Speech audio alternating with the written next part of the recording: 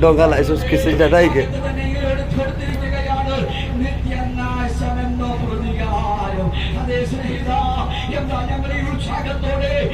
Aman mandu mama mandu. Anti ke shooting kan Pak.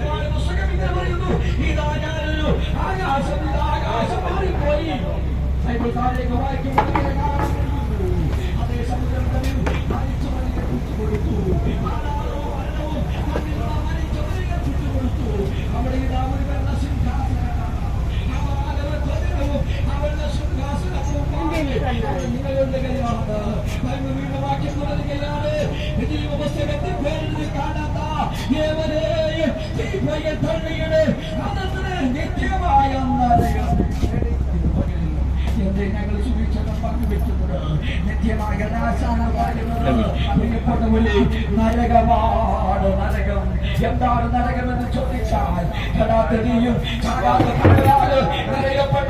അഗ്നികുണ്ഡമാണ് നരകം. അതേ പ്രിയപ്പെട്ടവരെ, ഇന്ന് പകൽക്കാലം നരകം യാഥാർത്ഥ്യമാണ്. ഇന്ന് പകൽ നിങ്ങൾ മറന്നു പോകരുത്. കടാത്തടിയിൽ ചാകാത്തപ്പോഴുമോ ഇതാ സമയമല്ലേ അല്ല പ്രിയപ്പെട്ടവരെ, ഇതാ സമയം.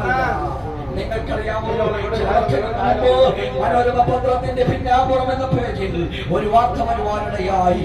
ആ വാർത്ത ശകലം ഞാൻ വെട്ടി എന്റെ ബുക്കിൽ സൂക്ഷിച്ചിട്ടുണ്ട്. ആ വാർത്ത ഇങ്ങനെയായിരുന്നു: ജലച്ചുമറിയുന്ന ലാവയുടെ അകത്ത് ജീവനുള്ള പുഴുക്കളെ ഇവിടുത്തെ ശാസ്ത്രലോകം കണ്ടെത്തി. പ്രിയപ്പെട്ടവരെ, ആ പുഴുക്കൾ, ജീവനുള്ള പുഴുക്കളെ ശാസ്ത്രലോകം കണ്ടെത്തിയെന്ന് മാത്രമല്ല, അതിനകത്തത് പെറ്റുവരികയും കൂടെ ചെയ്യുകയാണ്. അങ്ങനെയാണെങ്കിൽ ആയിരക്കണക്കിന് വർഷങ്ങൾക്ക് മുമ്പ് ലോകത്തോട് ദൈവം പറഞ്ഞു, അതാണ് നരകമെന്ന് പറയുന്നത്. അപ്പോൾ ചോദിച്ചാക്കാം, എന്തുകൊണ്ടാണ് മനുഷ്യൻ നരകത്തിൽ പോകുന്നത്? അതിലെ പോകാൻ ഒരു കാരണമേ ഉള്ളൂ. പ്രകൃതിയുടെ കുടുംബത്തിന്റെ കുടുംബ മഹിമ കുറവുള്ളവർ നരകത്തിൽ പോകട്ടെ എന്നല്ല, പിന്നെയോ വിദ്യാവിഹീനർ നരകത്തിൽ പോകട്ടെ എന്നല്ല, വിരൂപികൾ നരകത്തിൽ പോകട്ടെ എന്നല്ല, യേശക്കാർ നരകത്തിൽ പോകട്ടെ എന്നല്ല.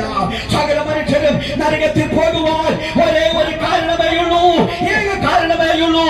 അത് പാപമാണ്, പാപം. അപ്പോൾ ചോദിച്ചേക്കാം, മനുഷ്യൻ ഭാവിയാണോ? അതേ സ്നേഹിത, മനുഷ്യൻ ഭാവിയാ. മതഗ്രന്ഥങ്ങൾ പഠിച്ചു നോക്കൂ, മനുഷ്യൻ ഭാവിയാണെന്ന് മതഗ്രന്ഥം ലോകത്തോട് പറയുന്നു.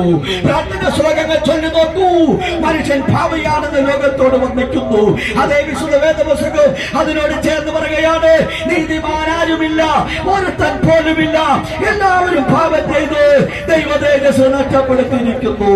സകല മതത്തോട് ചേർന്ന് വിശുദ്ധ ഗ്രന്ഥമായ ബൈബിളും മനുഷ്യൻ ഭാവിയാണെന്ന് പറഞ്ഞ് അവസാനിപ്പിക്കുകയല്ല, മറിച്ച് പാപത്തിൽ മനുഷ്യനെ രക്ഷപ്പെടുവാൻ ഒരു രക്ഷാമാർഗം ഓടിത്തരുന്ന ഏക സന്ദേശം അത് സുവിശേഷ സന്ദേശമാണ്. ഏക പുസ്തകം അത് വിശുദ്ധ വേദ പുസ്തകമാണ്. അതെ, പാപിയായ മനുഷ്യന് പാപത്തിൽ നിന്ന് മോചനം നേടുവാൻ, പരിഹാരം നേടുവാൻ, പാപവിമുക്തി നേടുവാൻ ഒരു മാർഗവും ബൈബിൾ ലോകത്തോട് പ്രസ്താവിക്കുന്നു. അതാണ് കർത്താവായ യേശു ക്രിസ്തു. അതേ പ്രിയപ്പെട്ടവരെ, മനുഷ്യന്റെ പാപം എങ്ങനെ പരിഹരിക്കപ്പെടാൻ കഴിയും? കർമ്മമാർഗത്തിലൂടെ മനുഷ്യന്റെ പാപം പരിഹരിക്കപ്പെടാൻ കഴിയത്തില്ല. കാഴ്ചകളിലൂടെ മനുഷ്യന്റെ പാപം പരിഹരിക്കപ്പെടാൻ കഴിയത്തില്ല. പുണ്യപ്രവൃത്തികളിലൂടെ മനുഷ്യന്റെ പാപം പരിഹരിക്കപ്പെടാൻ കഴിയത്തില്ല. ആരാണ് മനുഷ്യന്റെ പാപത്തെ പരിഹരിക്കാൻ ലോകത്തിൽ വന്നത് എന്ന് നിങ്ങൾ പരിശോധിച്ച് ചെന്നെത്താൻ കഴിയും. എവിടെ? വിശുദ്ധ വേദപുസ്തകത്തിൽ. അവിടെ നിങ്ങൾക്ക് ഒരുവനെ കാണാം. അവനാണ് ഇന്ന് പകൽക്കാലം ഞങ്ങൾ ഉയർത്തിക്കാലത്ത് കാട്ടുന്ന നസ്രേയനായ യേശു. അതേ സ്നേഹിത, യേശു മനുഷ്യന്റെ പാപത്തിന്റെ പരിഹാരത്തിന് വേണ്ടി ഉലകത്തിലേക്ക് ഇറങ്ങി വന്നവനാണ്. മതം സ്ഥാപിക്കുവാൻ വേണ്ടിയല്ല, വിപ്ലവകാരിയാകുവാൻ വേണ്ടിയല്ല, അനുയായികളെ കൂടെ നിർത്തിക്കൊണ്ട് ഒരുവൻ ആകുവാൻ വേണ്ടിയല്ല. പിന്നെയോ യേശു ലോകത്തിലേക്ക് വന്നത് മനുഷ്യന്റെ പാപത്തിന്റെ പരിഹാരത്തിന് വേണ്ടിയാണ്. അനേക അവതാരകന്മാർ അവതരിച്ച മണ്ണിൽ യേശു മാത്രമേ മനുഷ്യന്റെ പാപത്തെ പരിഹരിപ്പാൻ ലോകത്തിൽ വന്നു. നിങ്ങൾക്കറിയാമോ, യേശുവിനെ ജന്മം കൊടുക്കുന്ന മറിയ എന്ന് പറയുന്ന യുവതിയുടെ അടുക്കൽ ദൈവദൂതൻ ഇങ്ങനെ വന്നു പറഞ്ഞു, അവൻ തന്റെ ജനത്തെ അവരുടെ പാപങ്ങൾ രക്ഷിപ്പാനിരിക്ക കൊണ്ട് നീ അവന് യേശു എന്ന് പേരിടേണം. അതേ പ്രിയപ്പെട്ടവരെ, യേശു എന്ന പേരിന്റെ അർത്ഥം നിങ്ങൾക്കറിയണം. അറിയണമോ? രക്ഷകനാണ്. രക്ഷകൻ ഏതിൽ നിന്ന് രക്ഷിക്കാൻ കഴിയുന്നവൻ? പാപത്തിൽ നിന്ന് രക്ഷിക്കാൻ കഴിയുന്ന രക്ഷകൻ ഒരേ ഒരുവൻ. അവനാണ് ഞങ്ങൾ ഉയർത്തുന്ന നസറേയനായ യേശു ക്രിസ്തു. ലോകത്ത് നിന്ന് രക്ഷിക്കുവാൻ വൈദ്യശാസ്ത്രത്തിന് കഴിഞ്ഞേക്കാം, വൈദ്യന്മാർക്ക് കഴിഞ്ഞേക്കാം. സാമ്പത്തികമായ തകർച്ചയിൽ നിന്ന് രക്ഷിക്കുവാൻ സഹോദരങ്ങൾക്കോ സ്നേഹിതന്മാർക്കോ നാട്ടുകാർക്കോ കഴിഞ്ഞേക്കാം. പക്ഷേ നിത്യമായ നരകത്തിലേക്ക് മനുഷ്യനെ തള്ളിക്കളയുന്ന പാപത്തിൽ നിന്ന് മാനവ ജനതയെ രക്ഷിക്കുവാൻ ഒരു വ്യക്തിക്കും ഒരു ശക്തിക്കും ഒരു സത്യനും ഒരു രാഷ്ട്രീയത്തിനും ഒരു രാഷ്ട്രീയക്കാർക്ക് കഴിയത്തില്ല. അത് കഴിയുന്ന ഏകം ഒരുവനേയുള്ളൂ. അവനാണ് ഞങ്ങൾ ഉയർത്തുന്ന നസറേയനായ യേശു ക്രിസ്തു. അതേ സ്നേഹിത, യേശു പോകുന്ന കണ്ടുകൊണ്ട് യേശുവിന് വഴി ഒരുക്കാൻ വന്ന സ്നാപക യോഹന്നാൻ ഇങ്ങനെ പറഞ്ഞു, ഇതാ ലോകത്തിന്റെ പാപത്തെ ചുമന്നൊടിക്കുന്ന ദൈവത്തിന്റെ കുഞ്ഞാണ്. യേശു ക്രിസ്തുവിന്റെ 3.5 വർഷക്കാല ജീവിതത്തിലൂടെ യേശു ദൈവമാണെന്ന് ലോകത്തിനു മുമ്പാകെ വരച്ചു കാട്ടി. വാക്കിലൂടെയും സാന്നിധ്യത്തിലൂടെയും യേശു ദൈവമാണെന്ന് വെളിപ്പെടുത്തി. യേശുവിന് പരിഹരിക്കാൻ കഴിയാത്ത ഒരു വിഷയം പോലും ഇല്ലായിരുന്നു. രോഗികളെ യേശു സൗഖ്യമാക്കി, കുരുടർക്ക് യേശു കാഴ്ച കൊടുത്തു. പ്രിയമുള്ളൊരു മുടന്തനെ യേശു നടത്തി. എന്തിനേറെ പറയുന്നു, ആരും മരിച്ചവരെ പോലും യേശു ഉയർപ്പിച്ചു. അതേ പ്രകൃതിനെ പോലും ആരെ നിയന്ത്രിച്ചു. യേശു ദൈവമാണെന്ന് യേശു ലോകത്തിന് മുമ്പാകെ തെളിയിച്ചു. അവസാനം തന്റെ ഏതുദ്ദേശത്തിന് വേണ്ടിയോ യേശു ലോകത്തിലേക്ക് വന്നു. ആ ഉദ്ദേശത്തിന് വേണ്ടി ഇതാ യേശു ഗെത്സമനെ തോട്ടത്തിൽ യേശു പ്രതിജ്ഞാനിരതരായിരിക്കുകയാണ്. നിങ്ങൾക്കറിയാമോ, രാത്രിയിൽ യേശു ക്രിസ്തു തന്റെ ശിഷ്യന്മാരുമായി പ്രാർത്ഥന നിരതരായിരിക്കുമ്പോൾ ഒരു കൂട്ടം റോമൻ പട്ടാളക്കൂട്ടം യേശുവിനെ പിടിക്കാൻ വരികയാണ്. രാത്രിയിൽ ആരാണ് യേശു എന്നറിയുവാൻ കഴിയാതെ തപ്പിത്തടയുമ്പോൾ യേശു തിരിച്ചു ചോദിക്കുന്നു, നിങ്ങൾ ആരെ തിരയുന്നു? പട്ടാളക്കൂട്ടത്തിന്റെ മറുപടിയും പ്രകാരം ഞങ്ങൾ നസറേയനായ യേശുവിനെ തിരയുന്നു. യേശു കൊടുക്കുന്ന മറുപടി കേൾക്കണമോ?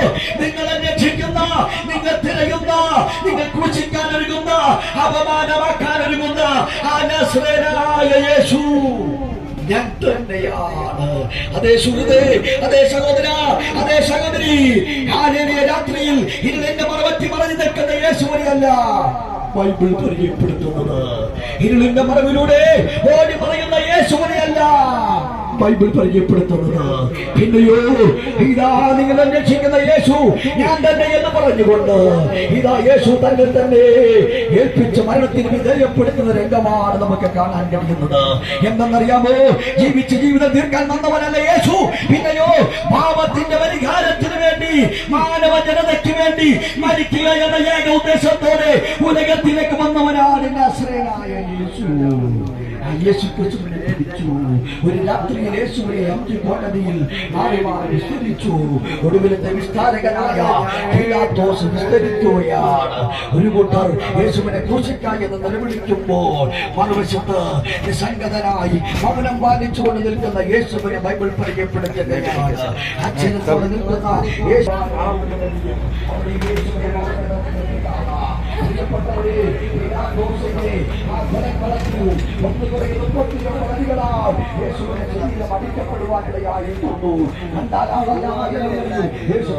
പ്പെട്ടു. ആയിരങ്ങളിലും 10,000ങ്ങളിലും സുന്ദരനായ നസറേയനായ യേശു ഇപ്പോൾ ഇതാ അവന്റെ സൗന്ദര്യം നോക്കുവാൻ കഴിയാതെ വന്ന് അവന്റെ രൂപയുടെ മുഴുവൻ നഷ്ടമാകുവാനായിട്ട് അവനെ കാവൽ ധരിപ്പിച്ചുകൊണ്ട് അതിനെ പച്ച പൻപര ചുമലിലെത്തുകൊണ്ട്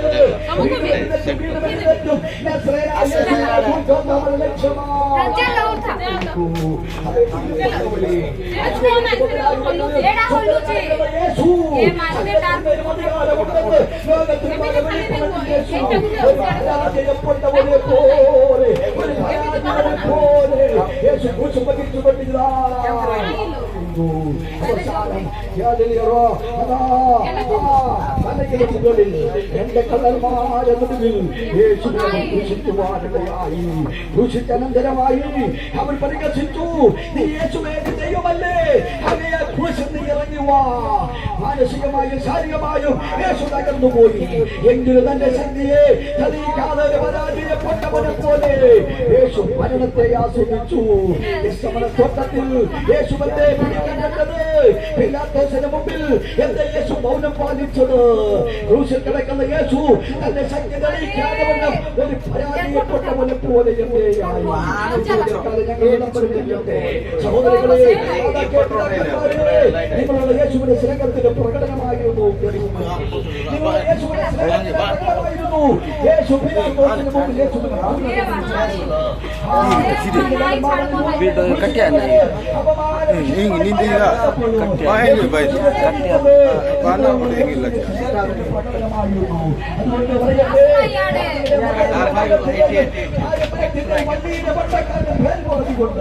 യേശുവിനെ യേശുവിനെ ഒരുക്കിയ സൗജന്യമായ രക്ഷയെ നിങ്ങൾ നിരാകരിക്കുവാനിടയാകരുത്.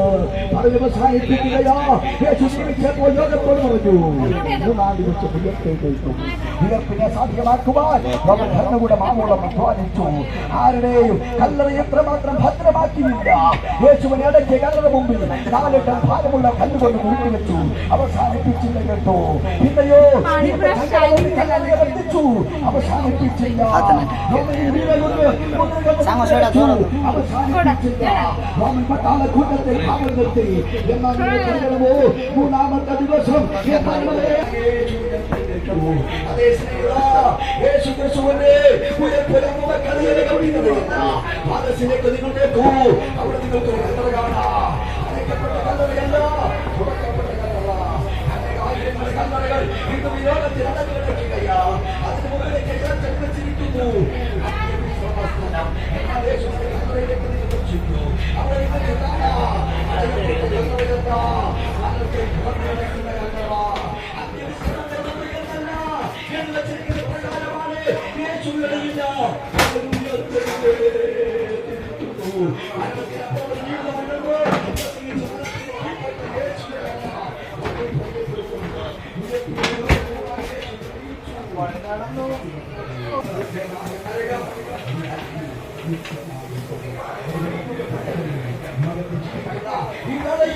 നിങ്ങളുടെ പാപത്തിന്റെ പരിഹാരം നൽകി തരുവാൻ അവസാന ദുരിതക്കവനെ നിങ്ങൾക്ക് വേണ്ടി ഒറ്റ നൽകിയ യേശുവിനോട് മാത്രമേ നിങ്ങളുടെ പാപം പരിഹരിക്കപ്പെടുകയുള്ളൂ. പാപം പരിഹരിക്കപ്പെട്ടെങ്കിൽ മാത്രമേ അവസാനമില്ലാത്ത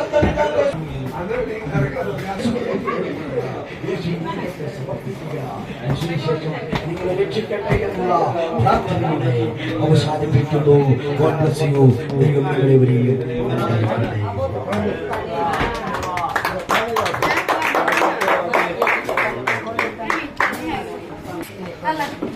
Hallelujah, hallelujah. Suski Masi now. In border Suski Masi shooting gallery.